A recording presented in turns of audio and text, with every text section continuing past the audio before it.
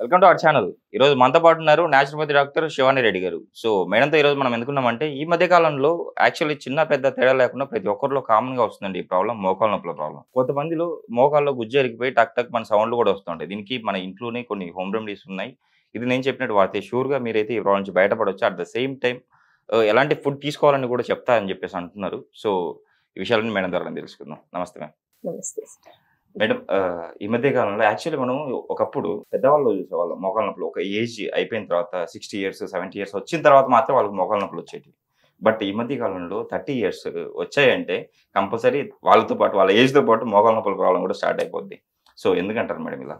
First ఏంటండి, మనకు మోకాళ్ళ నొప్పులు అనేది మనం 30 ఇయర్స్ అన్నారు కదా మీరు.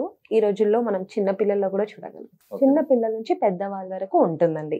అయితే ఫస్ట్ ఆఫ్ ఆల్ ఇందులో చిన్న పిల్లలు చేసేవి కొన్నిసార్లు నిజంగానే అయ్యుండొచ్చు, అది స్పోర్ట్స్ ఇంజురీ. సెకండ్ థింగ్ ఏంటంటే పిల్లోడికి స్కూల్కి వెళ్ళాలని లేకపోయినా అదొక సాకులాగా చెప్పుకుంటాడు కొన్నిసార్లు. ఇవి మనం కన్సిడర్ చేయాలి. సెకండ్ వచ్చేసి మోకాళ్ళ నొప్పుల్లో మనకు ఒక 4 టైప్స్ ఉంటాయండి. ఒకటి minor, mild, moderate, severe. Minor అనేది ఏంటంటే అది ఎప్పుడో ఒకసారి పెయిన్ వచ్చి పోతుంది, అది negligible, need not worry. Mild అనేది చిన్నగా పెయిన్ తెలుస్తుంది, ఒక 10%, విచ్ ఈస్ ఆల్సో నెగ్లిజిబుల్. దాన్ని పెద్దగా మనం ఆలోచించాల్సిన పని లేదు. అండ్ ఇది కొంచెం మనకు 20-30 ఇయర్స్ వాళ్ళలో కనిపిస్తుంది, ఒబేస్ గా ఉన్న వాళ్ళలో కనిపిస్తుంది. మనకి ఎప్పుడైతే మోడరేట్ పెయిన్ ఉంటుందో, మోడరేట్ పెయిన్ ఉన్నప్పుడు మనము ఆ పెయిన్ తగ్గించుకోవడానికి చేయవలసిన పనులు చేయాలి. వాకింగ్ చేయడమా, కొంచెం ఎక్సర్సైజ్ చేయడమా, లేదా ఫిజియోథెరపీకి వెళ్ళడమా అక్కడ important.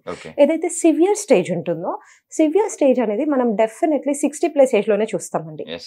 Below 60 it is not at all severe. కొన్ని కేసెస్ అవి ఎగ్జంప్షన్ అనుకోండి. ఈ 60 వాళ్ళల్లో మనం చూసేది సివియర్. ఈ సివియర్ ఎప్పుడైతే చూస్తామో ఇక్కడ ఏం జరుగుతుందంటే ఇలా 2 బోన్స్ కి మధ్యలో మనకు ఒక లేయర్ ఉంటుందండి, అది కార్టిలేజ్ అంటారు. అది మెత్తగా ఉండదు, కానీ బోన్ కన్నా కొంచెం మెత్తగా ఉంటది. అది ఎప్పుడైతే కంప్లీట్ గా అరిగిపోయి 2 బోన్స్ రబ్ చేసుకుంటాయో, కొంచెం పౌడర్ ఫార్మాట్ లో వస్తున్నట్టు తెలుస్తుందో, అలాంటప్పుడు they should go for surgery అండి. బట్ చిన్న పెద్ద పెయిన్ కి మనం డిఫరెన్స్ లేకుండా సర్జరీకి వెళ్ళడం అనేది నో యూస్. బట్ ఈ రోజుల్లో ఏంటంటే మన ఇండియాలో ప్రతి ఒక్కరికి మెడికల్ ఇన్సూరెన్స్ ఉంటుంది, అండ్ డెఫినెట్లీ డాక్టర్స్ కి కూడా పేషెంట్స్ కావాలి, కాబట్టి every pain is a kind of surgery. We should avoid this as much as possible. So నేను చెప్పేది ఏంటంటే, ఫస్ట్ ఆఫ్ ఆల్ నీ పెయిన్స్ కొన్ని నిజంగానే నీ వల్ల వస్తాయి, కొన్ని మన బ్యాక్ వల్ల వస్తాయి. బ్యాక్ వల్ల ఎందుకు వస్తాయి అంటే, మనం స్పైనల్ కాలమ్ చూసుకుంటే అక్కడ నుంచి వచ్చే ప్రతి నర్వ్ మన బాడీకి సప్లై అవుతుంది, ప్రతి ఆర్గన్, ప్రతి సెల్ కి సప్లై అవుతుంది. సో మనకు లాంగ్ సిట్టింగ్ ఉంటుంది sir. Many of the professions కి లాంగ్ సిట్టింగ్ ఉంటుంది. లాంగ్ సిట్టింగ్ ఉండడం వల్ల ఏంటంటే వాళ్ళకి ఒత్తిడి పడుతుంది కంప్లీట్ గా బ్యాక్ పైన. దాని వలన అక్కడ నుంచి వచ్చే కండరాలన్నీ బిగుసుకుపోవడం, అక్కడ నుంచి వచ్చే నర్వ్ కరెక్ట్ గా సప్లై చేయకపోవడం వల్ల మనకు పెయిన్ వస్తుంది. నర్వ్ యొక్క లక్షణం ఏంటి సార్? పెయిన్, టెండర్నెస్ అండ్ మొద్దు వారినట్టుగా తెలియడం. ఇవి అది ఇచ్చే అవి ఇచ్చే లక్షణాలు ఇవి. సో మనకు కొన్నిసార్లు ఏమవుతుందంటే నీ పెయిన్ అని చాలా మంది కంప్లైంట్ చేస్తారు, కానీ నీ పెయిన్ కరెక్ట్ గా అది నీ పెయిన్ అని తెలియడానికి మనకు ఒక 4-5 సిమ్టమ్స్ ఉంటాయి సార్. ఒకటి, చూసినప్పుడు కొంచెం ఎర్రగా ఉండాలి, ముట్టుకుంటే వేడిగా ఉండాలి, కొంచెం నీరు వచ్చినట్టుగా కనిపించాలి, అండ్ పేషెంట్ అసలు టచ్ చేయనివ్వరు, అలా ఉంటే అది ప్రాపర్ నీ పెయిన్. అది కాకుండా కొన్నిసార్లు ఏమవుతుందంటే నీ చుట్టుముట్టు ఉన్న మజిల్స్ బాగా బిగుసుకుపోతాయి. ఆ బిగుసుకుపోవడం వల్ల కూడా నొప్పి వస్తుంది, అది కూడా నీ పెయిన్ అనుకుంటారు, కానీ ఇక్కడ నీ పెయిన్ అది కాదు సార్. పక్కన ఉన్న మజిల్స్ ని ట్రీట్ చేస్తే it gets proper. This is the thing. And second thing, నేను ఇందాక అన్నాను కదా, పెద్దవాళ్ళకి 60 అబవ్ లో ఉంటుందని. వాళ్ళకి ఏంటంటే మనం నీ టచ్ చేసినప్పుడు మనం ఫస్ట్ అన్నిటికీ ఎక్స్రేలు, ఎంఆర్ఐలు కాదు సార్. ఫస్ట్ వాళ్ళ ఫ్యామిలీ ఫిజిషియన్ దగ్గరికి వెళ్ళాలి. వాళ్ళ ఫ్యామిలీ ఫిజిషియన్ దగ్గరికి వెళ్తే వాళ్ళు ఫస్ట్ ఒక బేసిక్ టెస్ట్ చేస్తారు. టెస్ట్ చేసినప్పుడు నీని ఫోల్డ్ చేసి చూసినప్పుడు వాళ్ళ ఫిజిషియన్ చేతి కింద వాళ్ళ లెగ్ సౌండ్ వస్తుంది, టక్ టక్ అని. అలా వచ్చినప్పుడు then that is the proper case. అంటే ఈ పెయిన్ ని మనం తగ్గించుకోవడానికి మన ఇంట్లో దొరికే హోమ్ రెమెడీస్ తో ఏమన్నా తగ్గించుకోవచ్చా? డెఫినెట్లీ అండి. ఫస్ట్ మనకు నీ పెయిన్ వచ్చిన వెంటనే మనము ఆ ఏరియాకి ఆయిల్ తో స్లైట్ గా మసాజ్ చేసుకోవడం ఫస్ట్ చేయొచ్చు. రెండోది ఏంటి అంటే, మనము దాని చుట్టూ హాట్ ఫర్మెంటేషన్ బ్యాగ్ పెట్టడం కానీ, లేదా వేడి హాట్ సాల్ట్ ని హాట్ చేసి పాల్టిస్ లాగా చేసి అది అద్దడం, ఈ రెండు చేయడం చాలా బాగా వర్క్ అవుతుంది సార్. ఈ రెండు కాకుండా మూడోది ఏంటంటే ఆవపిండిని కూడా అప్లై చేయొచ్చు, ఇది కూడా చాలా బాగా వర్క్ అవుతుంది. అపార్ట్ ఫ్రమ్ దిస్ మనం ఎక్సర్సైజ్ చేయడం మ్యాండేటరీ. మనం ఏ రోజైతే ఎక్సర్సైజ్ చేయడం మానేస్తామో ఆ రోజే మన మజిల్స్ బాగా బిగుసుకుపోతే దానివల్ల పెయిన్స్ ఉంటాయి. సో మనం నీకి సరిపడా ఎక్సర్సైజెస్ చేసినప్పుడు డెఫినెట్ గా నీ పెయిన్ అయితే ఉండదు. ఇవి కాకుండా మనం తినే డైట్, మన డైట్ లో కూడా మనం యాంటీ ఇన్ఫ్లమేటరీ ఎంత ఇంక్లూడ్ చేసుకుంటే అంత మంచిది. యాంటీ ఇన్ఫ్లమేటరీ ఫుడ్స్ తినడం వల్ల నీ పెయిన్స్ చాలా మటుకు తగ్గిపోతాయి. యాంటీ ఇన్ఫ్లమేటరీ మనము ఎలాంటి ఫుడ్స్ లో ఉంటాయి? Yes, many of the fruits లో ఉంటాయి, వెజిటేబుల్స్ లో ఉంటాయి. అది కాకుండా specially garlic sir, garlic is the main thing. And వెల్లుల్లి. సెకండ్ థింగ్ ఏంటి అంటే మనందరం కాల్షియం తగ్గింది అంటారు. ఇక్కడ కాల్షియం తగ్గడం కాదు సార్, కాల్షియం మనం తీసుకుంటాం కానీ అది మన గట్ లో అబ్జర్వ్ అవ్వదు. అబ్జర్వ్ అవ్వకపోవడానికి main reason vitamin D3 deficiency ఉండడం.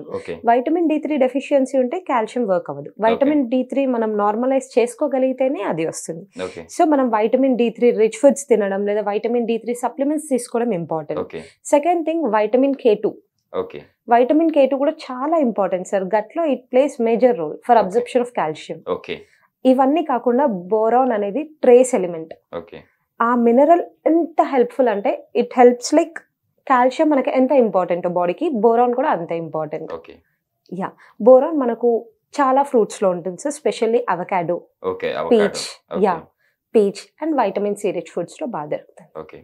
మేడం, ఇప్పుడు మీరు చెప్పినట్టు మన గట్ లో ప్రాబ్లం వల్లనే ఈ పెయిన్స్ వస్తున్నాయి. ఏదైతే మనకు అబ్జర్వ్ అవ్వాలో కాల్షియం కానీ బోరాన్ కానీ ఇట్లాంటివి అన్ని ఏవైతే విటమిన్ D3 చెప్పారు, ఇవన్నీ అబ్జర్వ్ అవడానికి మన గట్టే మెయిన్ సోర్స్ అని చెప్పేసి అంటారు. ఈ గట్ ప్రాబ్లం ఎందుకు వస్తుంది? గట్ ప్రాబ్లం ఫస్ట్ థింగ్ మనం తినేదాన్ని బట్టి సార్.